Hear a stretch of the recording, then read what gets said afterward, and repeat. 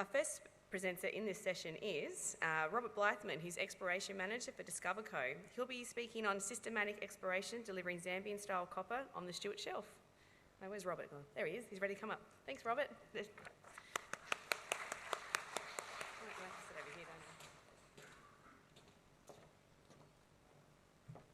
Thanks, Anna. Good morning, everybody. It's a real pleasure to be speaking for DiscoverCo today on the Stuart Shelf Pinati project. It's always a delight to see a lot of familiar faces in the crowd and get to catch up with some old workmates, so good to be here. I think it's really important that I introduce who DiscoverCo are. It's a really important part of the story that we're really executing on the Stuart Shelf. DiscoverCo have got investors and a management team that have got experience in looking at these large underexplored geological areas, thinking about new geological models, and then undertaking persistent and well-funded exploration. And when we're looking at the Stuart Shelf and the sedimentary copper story and that Zambian copper belt sort of correlation, that persistent exploration is really important to be able to realise the potential that the Stuart Shelf has.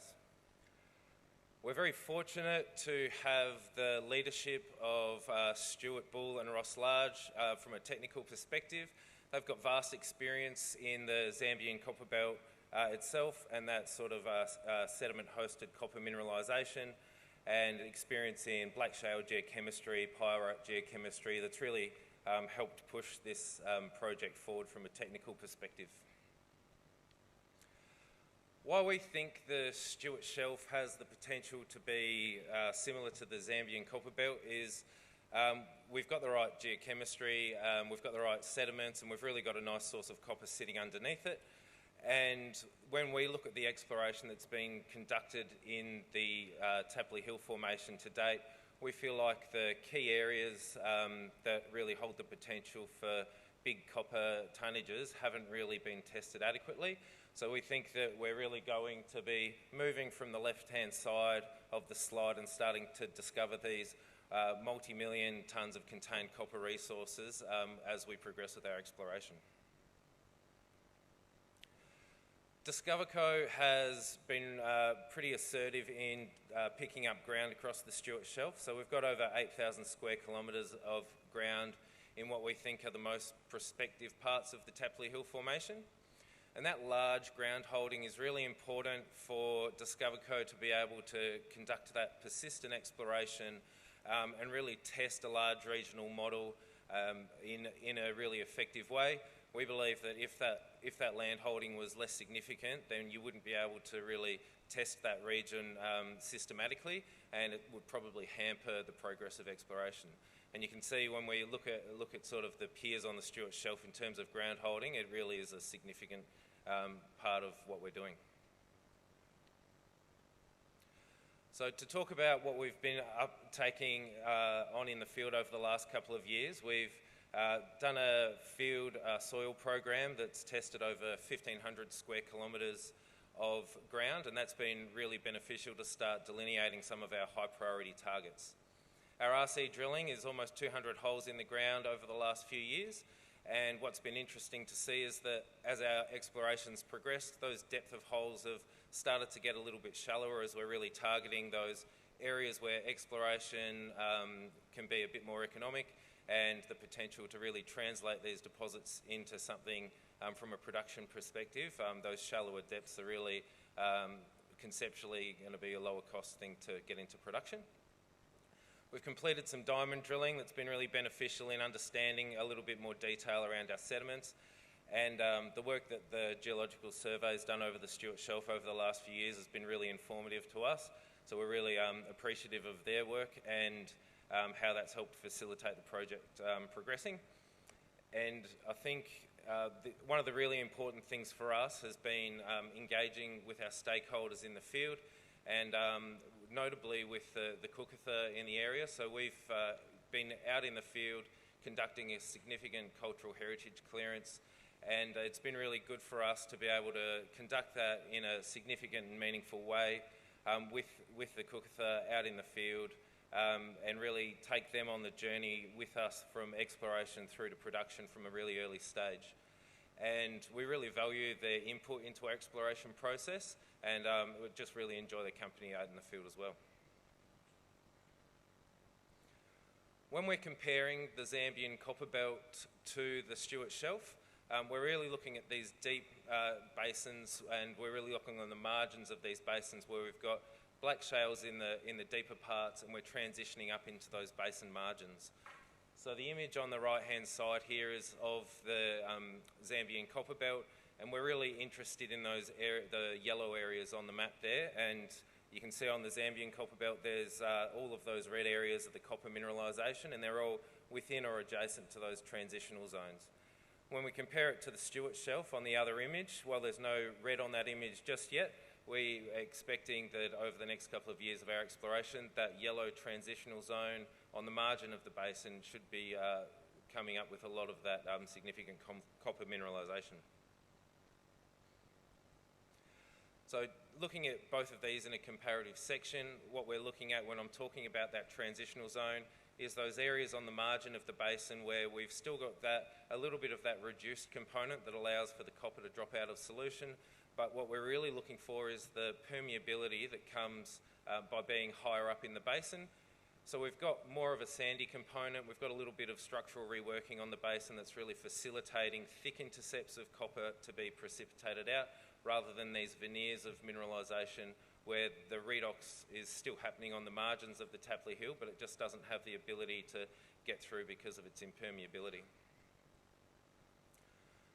So really driving that message home, making it as simple as possible, what we're aiming for is that red zone in the middle of the image. So we've got that reductant that's there, we've got that permeability allowing for those copper-rich fluids to come through, and while we're still getting those veneers of copper mineralisation that we think are indicating that those copper fluids are pretty extensive, we really want to make sure that we're targeting areas where we can get thick economic zones of mineralisation.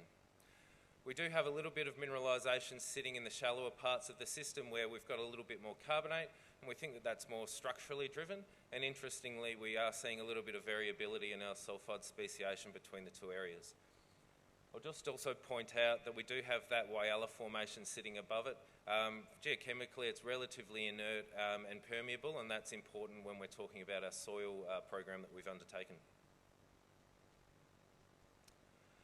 Going into our soil program, so we've completed over 1,500 square kilometres of assessed area, and we've looked at using the ultrafine process.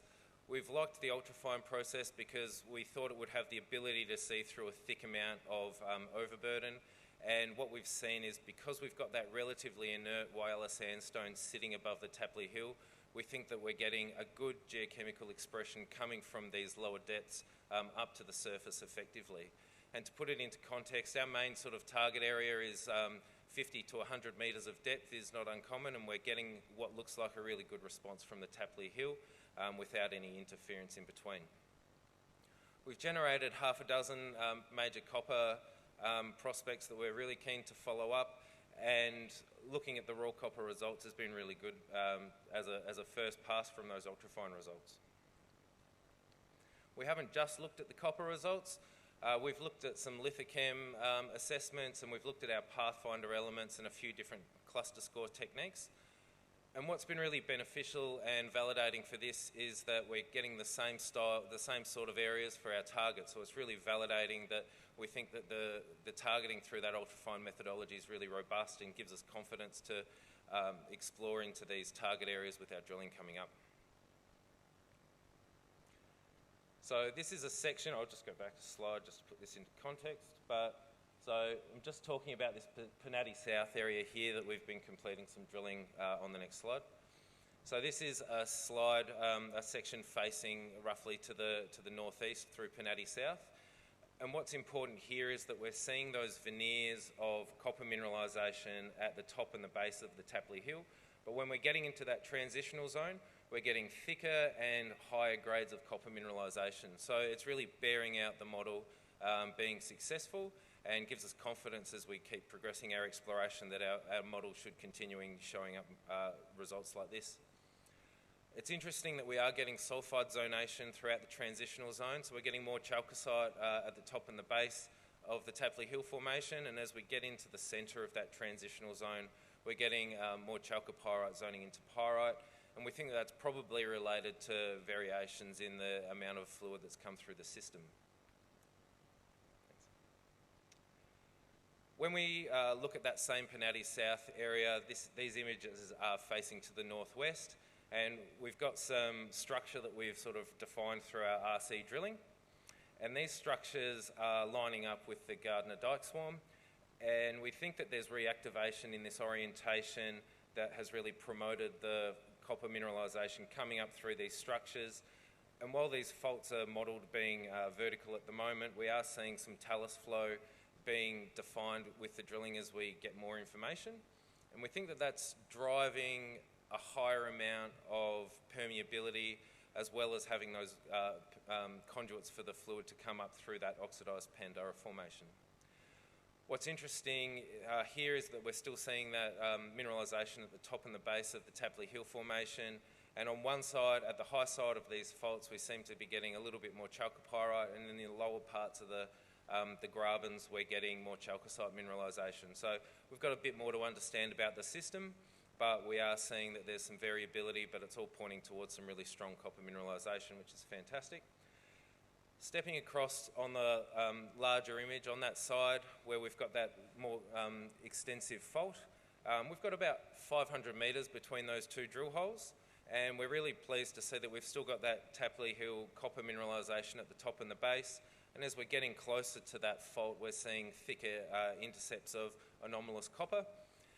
I don't think that fault's necessarily exactly where it is in reality, and as we increase the density of our drilling, we'll refine the location of that fault, and we'll probably start seeing more of that talus flow over the top, and hopefully that really relates to increased copper mineralisation with thicker intercepts in that Tapley Hill Formation. What's great about this is even at that prospect scale, we're getting structural repeats, and that really speaks to the volume potential that's on the Stuart Shelf at Panatti South and all these other prospects that we're really keen to get out and start drilling. When we look at what we've been doing, we're really satisfied with the exploration approach that we've been taking. We think that the ultrafine soil soak program has been successful in identifying targets, so we want to do more of that. We think that our geological model is being well tested by our RC drilling, so we want to really get out into the field and just keep drilling as much as we possibly can, really targeting these shallow areas of mineralisation. So we're not looking at trying to do anything too complicated. We don't think that the story here is too complicated. We really want to go out and do that robust, persistent exploration across our whole tenement package, and we expect that that's going to translate into some significant copper mineralisation for Discover Co and for the state. That's it. Thank you.